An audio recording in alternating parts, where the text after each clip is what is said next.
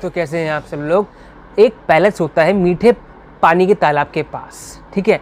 तो वहाँ पर राजा महाराजा रैन बसर करते, अपना दिन गुजारते। वो थोड़ा जंगली एरिया उसमें रहते थे। वो थोड़े दिन के लिए अपना मतलब आने से फार्म हाउस टाइप बना रखा था उन्होंने। बहुत ही अच्छा पैलेस था वो। फिर कुछ साल बाद उन राजा महाराजा ने वो जगह छोड़ दी, वो शहरी एरिया में चले गए, शहर में रहने लग गए, वो जगह छोड़ दी उन्होंने। तो हुआ यूँ कि कुछ सालों बाद वो जो महल थे, पैलेस था, वो खंडर के रूप में बदल गया।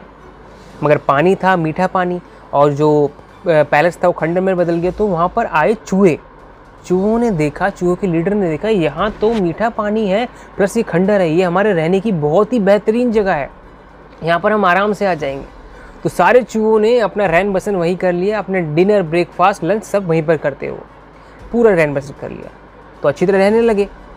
एक दिन हुआ यूँ कि हाथियों के झुंडों को सुगंध आ गई, फ्रेगनेंस आ गई मीठे पानी के तालाब की। वो बड़े प्यासे थे, वो भागे चले आए, बिल्कुल दौड़े चले आए। उन्होंने आए बाएं दाएं बाएं कुछ भी नहीं देखा और दौड़ चले आए। बीच में पड़ा पैलेस और उसके आगे था तालाब। पैलेस को रौंदते हुए चले गए, जो बीच में उसको रौंदते हुए चले गए।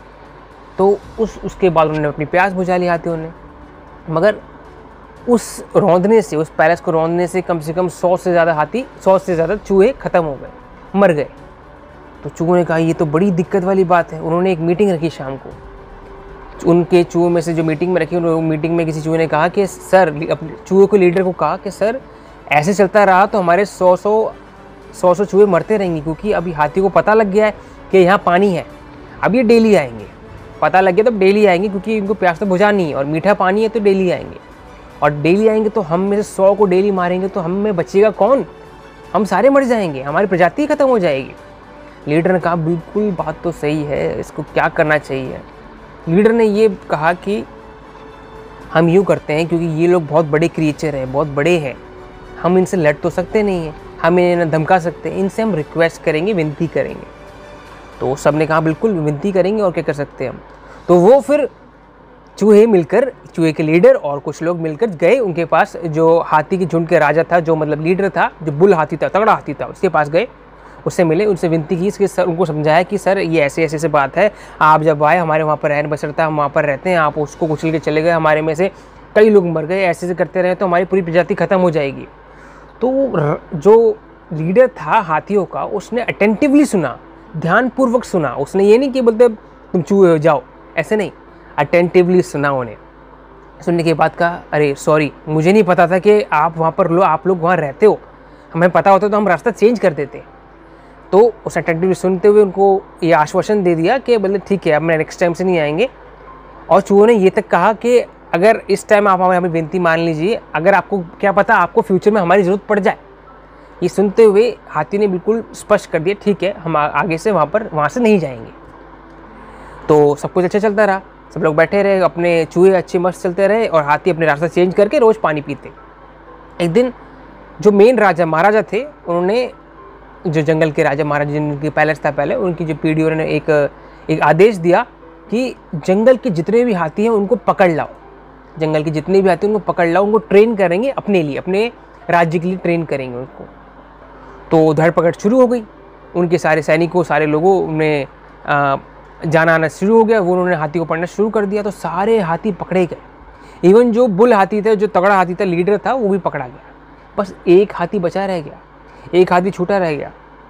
तो उस टाइम वो बुल हाथी जो लीडर था, उसको याद आया कि मैंने बात की थी चूहों से, उसने कहा था कि क्या पता ज़रूरत पड़ जाए फ्यूचर में हमारी। तो उस बुल हाथी ने कहा, जो लीडर था हाथियों को, उसने कहा, जो हाथी बाहर रह गया था, जो एक हाथी बच गया था, उसको कहा कि जल्दी जाओ, चूहों के जो लीडर है उसको कहो कि मैंने बोला है, हमें ज़रूरत है, हमें काम है, हमारी मदद करें वो।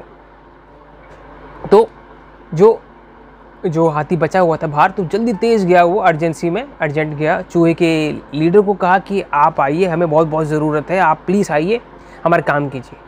तो जितने चूहे थे, बूढ़े बड़े, छोटे बड़े, वाइट बालों वाले, वाइट सर वाले, सारे निकल गए हाथियों की मदद करने में।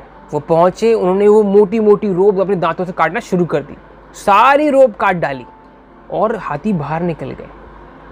तो बाहर जब निकले, जब जो बुल हाथी था, लीडर हाथी था, उसने कहा देखो दोस्तों, अपने दोस्तों को मतलब दिखाते हुए कहा, देखो दोस्तों हम इतने स्ट्रॉन्ग हैं, बलवान हैं, इतने बड़े हैं, और हमारी मदद किसने की?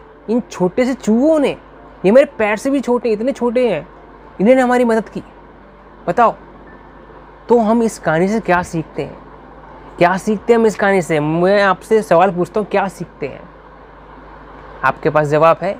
नहीं है। जो जवाब है या नहीं है, आप इस पर कमेंट कीजिए, इस पर लिखिए क्या आपने सीखा इससे। मेरा जो कहना है, इसे हम सीखा है, कभी भी हमें किसी को छोटा बड़ा नीचा ऊंचा नहीं दिखना चाहिए। कोई भी कभी भी काम आ सकता है, कभी भी हमारे सामने काम आ सकता है। तो किसी को मत सोचिए कि ये हमारे काम नहीं है, क्या मदद करें, जाना, ऐसे नहीं, घमंड में ना उसके बेके। कोई भी कभी भी काम आ सकता है। और आपको जो लगे, आपको जो समझदारी लगे, आपको लगे आपने इसे क्या सीखा है, प्लीज़ कमेंट कीजिए, जिससे हम सीखेंगे और लोग सीखेंगे और आप सीखेंगे। ठीक है, मिलते हैं नेक्स्ट वीडियो में नई मोटिवेशन के साथ, नई स्टोरी के साथ, नई इन्फॉर्मेशन के साथ। ठीक है, थैंक यू सो मच।